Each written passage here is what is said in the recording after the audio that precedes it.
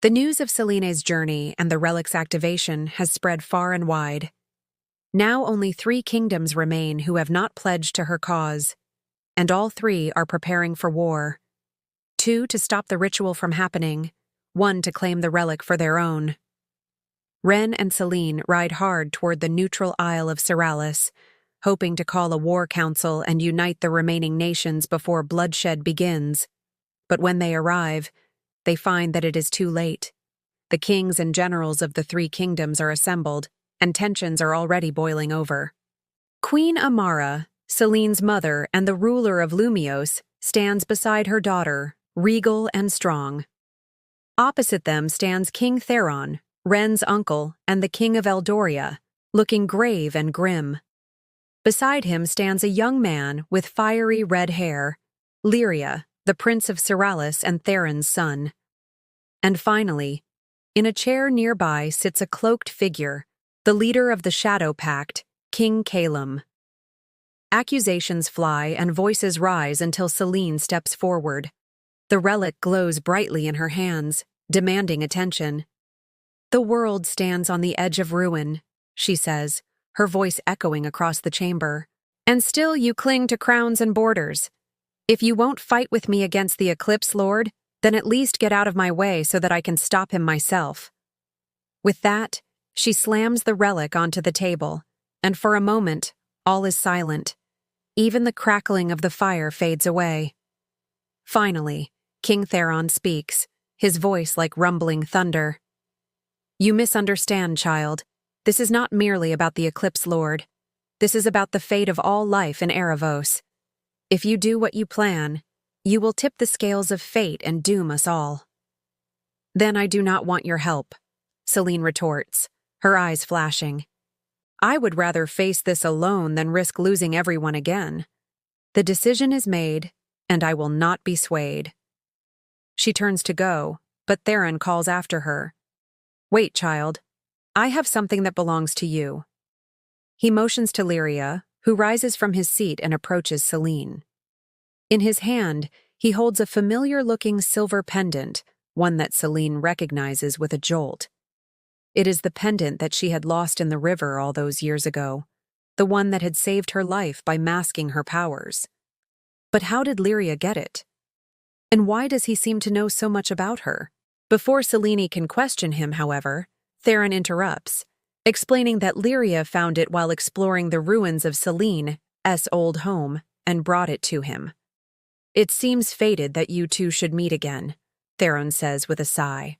"But alas, we are at an impasse. I cannot allow you to proceed with the ritual. There is too much at stake." Before Selene can respond, a sudden commotion erupts outside. Soldiers burst into the chamber, reporting that an assassin has infiltrated the island and is making their way toward the relic. "I will deal with this," Theron says, striding for the door. As the soldiers fan out to search for the intruder, Ren steps forward, stepping between Selene and the door. "Let me come with you," he says to Theron. But the king places a hand on his shoulder, stopping him. "No, you are needed here. Your role is more important than you know." Then he turns and strides out of the chamber, followed by the soldiers. Ren wants to protest, but Theron is already gone. Frustrated, Ren turns back to Selene, who is staring at the ground, lost in thought. He kneels beside her, placing a hand on her shoulder. "What's wrong?" he asks gently, but she shakes off his touch and stands abruptly. "I don't have time for this," she snaps, and rushes out of the building. Ren, confused and hurt by her words, watches her go. As night falls, Ren finds Lyria alone, walking by the light of the full moon. He joins the young prince and asks for answers. "How did you know about my pendant, Lyria?" The prince hesitates, then explains that he has known Selene's story since he was little. He heard stories of the Eclipse Lord and the prophecy from his father, King Theron. But there's more. Lyria admits that he has been spying on Selene, watching her from afar. "I wanted to know if the prophecy was true," he says quietly. "I wanted to see if she was the one." Ren is taken aback by this confession, but before he can respond, a figure drops down from the trees. It is Selene, her face pale and drawn. "We need to leave," she says urgently. "The ritual must happen soon or it will fail. We don't have time to waste." Without another word, she rushes away, and Ren and Lyria exchange a worried glance. They find Theron in the throne room, his face etched with concern. "I'm sorry, child," he says to Selena, "but I still cannot let you do this." "Then get out of my way," she snaps back. But Theron shakes his head. "No, I will not stand in your way, but I will not help you either. You are on your own in this." Selene feels a surge of anger, but before she can speak, Theron continues. "There is something you should know, something about your bloodline, about your destiny." He motions for Ren and Lyria to leave, and once they are gone, he reveals the truth.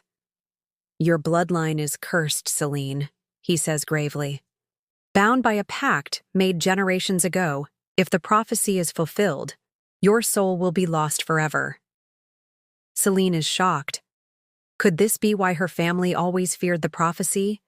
Could it be why her parents sent her away all those years ago? Before she can question Theron further, however, Ren steps back into the room, his face grave. "We have company," he says. "King Calum has sent assassins. They're on their way here." Theron nods grimly. "Then it seems our little princess has more enemies than just the Eclipse Lord." "Protect her," he tells Ren, his voice firm. "Lyria, you come with me. We have a score to settle with King Calum." With that, the two rush out of the chamber, leaving Ren to guard Selene. But as he watches over her, he can't help but wonder about Theron's words. Is the prophecy truly a curse? And if so, how can he protect Selene from its power? Just then, an arrow whizzes past his ear, embedding itself in the wall beside him. Selene stirs, her eyes wide with alarm. "Stay behind me," Ren says, drawing his sword and charging out of the building. He finds Lyria slumped beside the fountain, his chest pierced by an arrow. "Lyria!" Selene cries, rushing to his side. But the young prince only coughs, blood staining his lips. "I'm sorry," he whispers. "I failed you." With that, he closes his eyes and slumps to the ground. Dead. Enraged, Selene draws her sword and charges into the forest, determined to find the assassin. Ren follows close behind, calling out to her, "Selene, wait!" But she doesn't listen. She is consumed by rage and grief.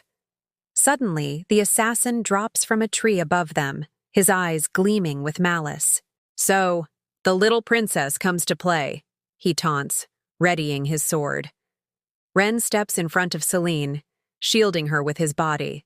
"Go, Ren," she says fiercely. "Get the relic."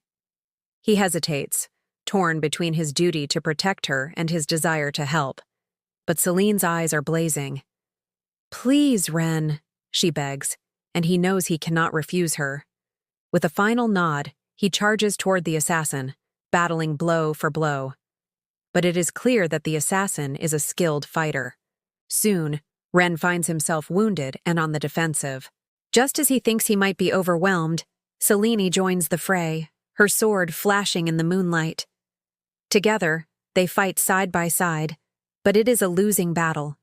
The assassin is too strong, too fast. As he lunges for Selene, Ren throws himself in the way, taking the full force of the blow. Wounded and breathless, he looks up at Selene, his eyes wide with pain. "Run," he whispers. "Get the relic." But Selene doesn't move. She stares at Ren, his face pale, his eyes dimming. With a sob, she realizes that he has sacrificed himself to save her. And in that moment, her resolve hardens. She will not let Ren's sacrifice be in vain. Wiping away her tears, she turns and flees into the forest, racing toward the clearing where the ritual is to be performed. She can hear the sounds of battle raging behind her, but she does not dare look back. She must reach the relic. She must save Erebos. As the moon reaches its peak, Selene collapses beside the ancient stone monolith. The relic pulses in her hands, its power surging through her veins. But something is wrong. The relic is tainted, its light flickering and dim. She looks down at it in horror, realizing with a growing sense of dread that it is too late. The ritual cannot be done. The eclipse approaches, and with it, the end of everything. But as she sits there, despairing of her failure, she hears a twig snap in the trees behind her. Slowly, she turns to face the sound, her heart pounding in her chest. Out of the darkness, a figure emerges, walking slowly toward her. It is Ren, his armor torn and bloodied, but his eyes shining with an otherworldly light. "Ren," Selene whispers, her voice trembling. How can you be alive?" But Ren doesn't answer. He only takes a step closer, his eyes fixed on hers. "Ren," she says again, reaching out a hand to touch his face, but he flinches away, his eyes blazing with power. "Don't come any closer," he growls, his voice distorted and strange. "You have no idea what you're doing, Ren," Selene says, her voice filled with concern. "Let me help you." But he shakes his head, his eyes glowing brighter. "You can't help me," he snarls. "This isn't Ren. This is the Eclipse Lord," Selene says, her voice tight with fear. "Stop this. Please, Ren, come back to me." But the Eclipse Lord only laughs, his eyes blazing with power. "There is no turning back," he says. "The prophecy has been set in motion, and now I am here to claim my birthright. The power of the relic is mine." As he reaches out to take the relic, Selene recoils, her eyes flashing. "You won't get it," she says, summoning all her strength. But the Eclipse Lord only laughs, his eyes burning with power. "You are too late," he says. "The ritual is failing. It's too late." Selene cries out in frustration and despair. But as the moon begins to darken, she knows that her time is running out. She turns and runs, racing through the forest, away from the clearing and the Eclipse Lord. She doesn't know where she's going, but she knows that she can't stay there. As she runs, she hears the sound of pursuit behind her. She can feel the Eclipse Lord's power surging through the forest, driving her onward. Suddenly, she comes to a clearing. In the center stands a tall oak tree, its branches reaching toward the darkening moon. Selene stops, her chest heaving, and looks back over her shoulder. The Eclipse Lord is close. She can hear his heavy footsteps pounding the earth, shaking the very foundations of the forest. She knows that he is almost upon her. With a deep breath, Selene closes her eyes and makes a decision. She reaches out a hand and touches the oak tree, summoning all her strength. "I'm sorry," she whispers, her voice trembling. Then she steps back and lets the Eclipse Lord pass. She stands there watching as he emerges from the trees, his eyes blazing with power. "Why?" he asks, his voice echoing through the clearing. "Why are you doing this?" "Because," Selene says, her eyes flashing, "fate demands blood, and I won't let it be yours." With that, she turns and walks away, disappearing into the trees, leaving the Eclipse Lord standing alone in the clearing, his eyes blazing with fury. As the moon darkens, the Eclipse Lord turns his gaze toward the relic in his hand. A cruel smile spreads across his face. "Too late," he whispers, his voice echoing through the forest. "It is never too late." The scene fades to black,